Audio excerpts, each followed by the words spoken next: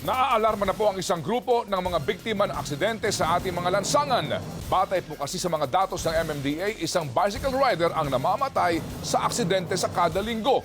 Pinakahuli rito ang bicycle rider na nabundol ng kotse sa Pasay. Nagpapatrol, Dominic Almelor.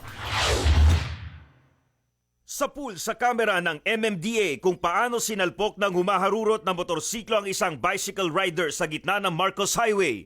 Kahit pa tumila pa ng bike rider at gumulong, himalang agad siyang nakatayo at nakapaglakad pa. Sa kuha naman ng CCTV ng Barangay Pildera 2 sa Pasay nito lang Lunes, nahagip ang pagtilapan ng bisikletang ito ng may 10 metro. Dead on the spot ang sakay ng bisikleta matapos magtabo ng matinding tama sa ulo ang 30 taong gulang na si Mark Anthony Ventura. Binundol siya ng Mitsubishi Lancer na minamaneho ng 25 taong gulang na si Raymel John Fernandez. Nakulong at nakasuhan si Fernandez pero nakapagpiyansa rin. Nakaburo lang biktima sa mismong bicycle vulcanizing shop niya.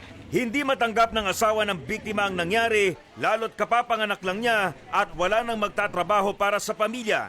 Ano kita niyo yung ginawa niyo sa asawa ko? Sagutin niyo lahat ng iniwan niyang responsibilidad sa akin. Kawawa na yung mga anak niya. Yan liliit pa. Saka masipag siya sa pagtrabaho para mabigyan ng magandang buhay yung mga anak niya. Nitong nakaraang linggo lang, patay rin ang bicycle driver na si Bienvenido Brabante matapos mabundol at magulungan pa ng EMBC Bus Transport sa Pasig. Sobrang bait po niya. Lahat ginagawa niya para sa amin. Nagtatrabaho siya para mapaaral lang ako.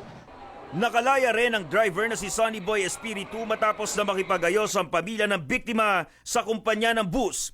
Sa tala ng MMDA, 3 kaso ng road crash kung saan mga siklista ang biktima ang nangyayari sa Metro Manila kada araw. Kaya para sa grupong Families of Road Victims and Survivors Philippines, panahon na para magkaroon ng isang integrated, protected at elevated na bike lane sa Kalakhang, Maynila. Gaya na lang ng mga bike lane dito sa EDSA, White Plains.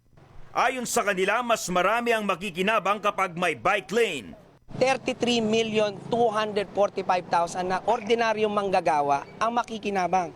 Yan ay halos 90% ng ating mga manggagawa sa Pilipinas. Kasi kahit naman magkaroon ng MRT, hindi naman mag-MRT ang ating mga maralitang magbibisikleta pa rin sila kasi yan ang sanay sila, yan ang mura. Kasi sa pagkain pa lang sa bahay, kulang na. Mas okay sana kung yung bike lanes natin dito is continue siya para at least mas safe yung mga commuter na kagaya natin, mga bike to work. At saka mas maraming mahikayat na mag-bike to work. Mula 2005 hanggang 2014, higit 7,000 nang nagkaroon ng mga disability dahil sa bike accidents at 196 na ang namatay. Lumalabas sa datos na isang bicycle rider ang namamatay kada linggo, kaya ayon sa grupo, dapat na itong ikaalarma ng gobyerno. Dominic Almelor, ABS-CBN News.